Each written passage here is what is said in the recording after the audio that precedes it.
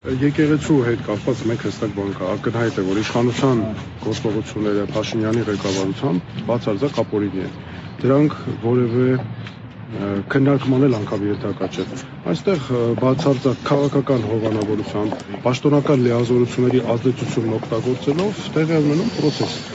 Եվ դրանք կառուցված են մի քանի կեղծիքների շուրջ։ Կեղծիքներից մեկն այն է, որ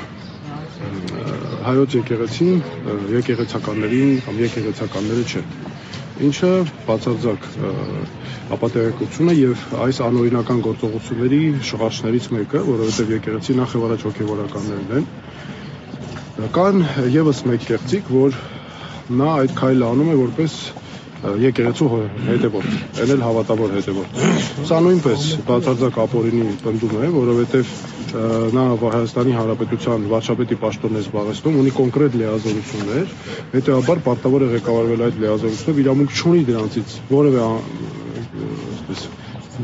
կետ անգամ դուրս գալու, իսկ այն թե ինչ է զգում, ինչ խորամանկ արտահայտությունների ներքո է թաքնվում, դրանք օրենքը ընդհանրապես չի ընդունում, ավելին դրանք քրեորեն պատժելի արարքներ են եւ այն ինչ հիմա նա անում է նրա ղեկավարությամբ Հայաստանի Հանրապետության քրեական օրենսգրքի կոնկրետ հանցակազմերով նախատեսված արարքներ են։ Սրանք օրենքում հստակ նախատեսված են։